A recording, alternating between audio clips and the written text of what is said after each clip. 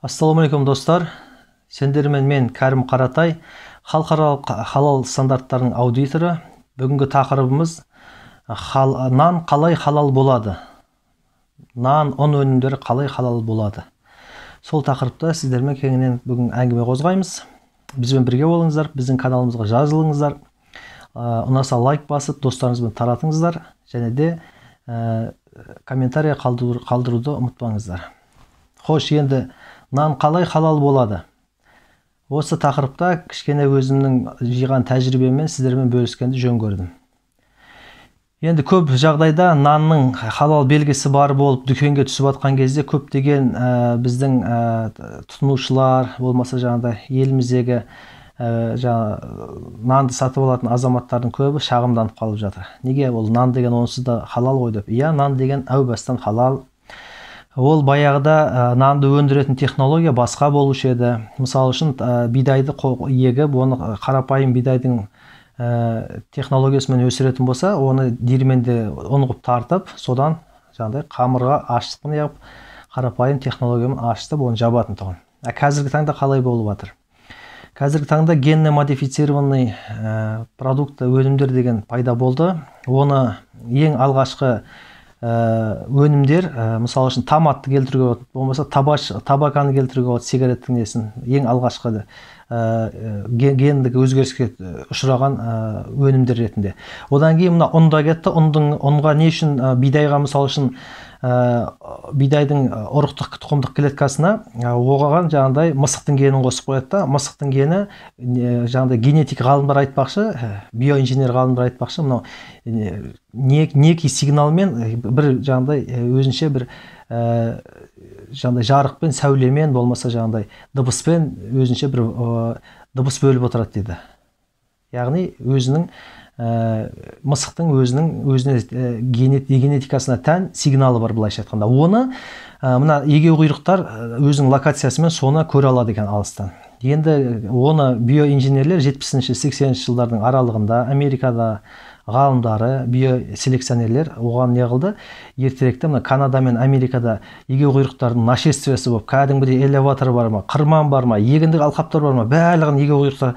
Бізде мына оңтүстік Сарыағаш ауданында көбіне болады ғой, мынау шегіртке қаптап кетіп, егіннің бәрін тапа-тайпа қылып, барлығын тақыр жерге айналдырып кетеді. Сол сияқты жаңағыдай бидай алқаптарының бәрін, элеватордың бәрін тас-талқан қылады. Енді оның барлығы ұнның, нанның тапшылығын алып келеді, ашаршылыққа алып келетін деген сияқты ғалымдар жұмыс істеген ғой осында. Сөйтіп мысықтың генін жаңағыдай бидайдың тұқымына егіп, оны егіндік алқапқа жіберіп, одан кейін элеваторда жинайтын болса, егеу құйрықтың біреуі де жаңағыдай маңайына жоламайтын болып қалған.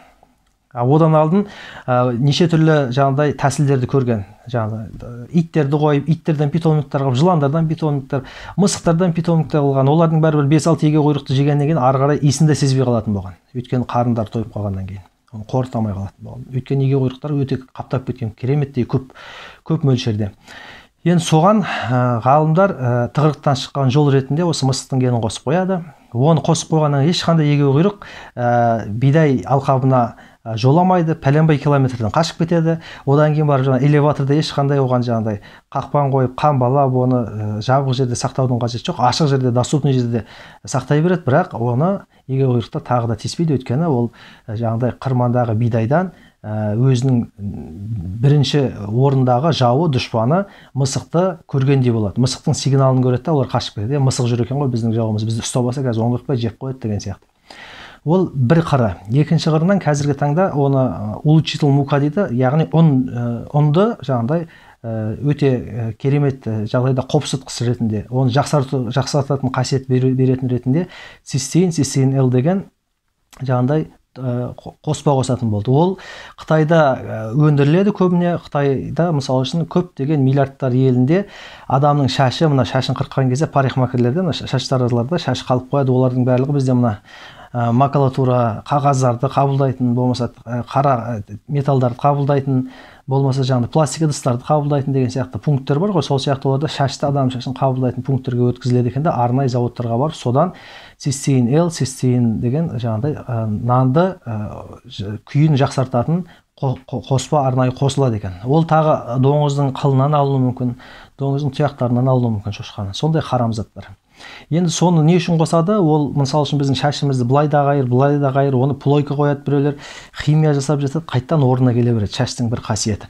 Сондықтан ол мына ұнға қосқан кезде ұнды жаңағыдай пісіріп болғаннан кейін ол қанша тұрса да өзінің жұмсақтығын қанша адам басса да мыжырайып қалмайды, қалпына келе береді. Өте серпіндік қасиет беретін болса, екінші жағынан мына біздің шашымыз, болмаса жануарлардың тұяқтары бір лақтап қойған сияқты әдемі жылтырап тұрады ғой. Сондай ол жаңағыдай тоқаш, мынау нан өнімдерін жылтыр бір әдемі күй беру үшін, рең беру үшін, бір фон беру үшін де бір керемет қасиеті болғаннан кейін оны қосады екен. Сондықтан біздің группада Халал Тайып деген группа ашып қойғам.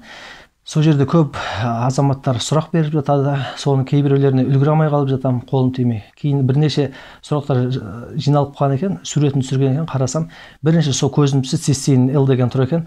Дайын қамырды тұтынуға бола ма деп суретін жіберген. Сол қамырдың ішін қараған кезде цистеин L тұр. Дереу бірінші орында соған жауап бердім, соны жеп қоймаса екен деген ниетіммен.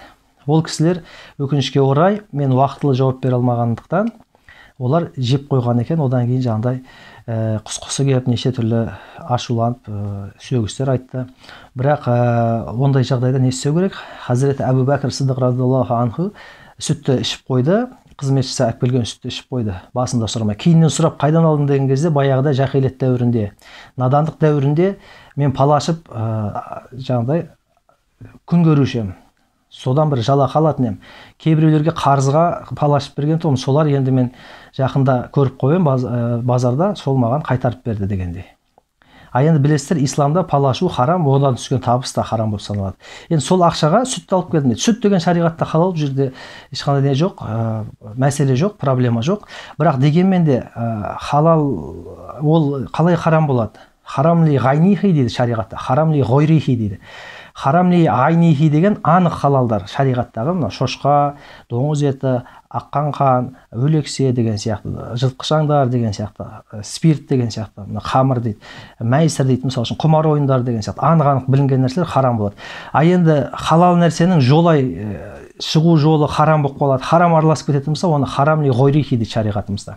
Яғни келу жолына харам араласып қойды деген сияқты. Оның жаңағыдай табысы харам болып, нанды сатып алған болса, болмаса сүтті сатып алған болса, сондай жағдайда Әбу Бәкір Сыдық радиаллаху ойланбастан сұқ саусағын тамағына тығып, жаңағыдай құсып тастайды да, ар жағын дұға етеді. Алла тағала менің жеп қойған харамымды өзім шамам келгенше тазартуға тырыстым. Енді ары қарай қарымда қалып қойған харамнан өзің тазарт, бізді кешір деген, ақыретте жазылғыра көрме деген екен. Сол кезде ана қызметші естіп тұрып, қожайын, сонда адамда ішкен жегеннен ақыретте жазаландырыла ма деген кезде пайғамбарымыз саллаллаху алейхи ва саллям айтқан екен, халалдан есеп береміз, ақыретте харамда жазасы бар, соны естімеп пе едің деп жаңағыдай тәрбиелеген екен да. Сондықтан да бұл жерде генетикалық өнімдер ұрпаққа қатты әсер етеді. Ол бөлек тақырып, оған арнайы тоқтаймыз. Кері әсер ететін туралы оған арнайы кеңінен ашып беремін. Болашақта алдымыздағы уақыттарда, қазіргі таңда осы ұнның осындай қасиеттері болады. Одан кейін ұнға ашытқы ретінде қандай ашытқылар қосылады? Мысалы үшін, бұл жерде бактериялық ашытқылар болады. Болмаса бактериядан болатын болса, 100% онда халал. Генна модификация, сол бактерияға кейбір жануарлардың нелерін қосып қояды, ГМО қылып жаңағыдай, бағанағы айтқандай өздеріңізде. Содан кейін ол өнімдердің барлығы баяғыдай табиғи күйіндегінде бізге бір пайдалы болмайды, зиянды болып кетіп жатқан содан. Сондықтан да денсаулықтарыңызды сақтаңыздар, ауырмаңыздар. Осы ақпарат сіздерге пайдалы болатын болса, жақындарыңызбен бөлісіңіздер. Әрине, нанды тұтынғанда да барынша, ұнды тұтынғанда да барынша халал деген белгісі барда алсаңыздар, өздеріңіз үшін денсаулықтарыңыздың кепілі. Сау саламатта болыңыздар, жақсылық күндерде жолыққанша.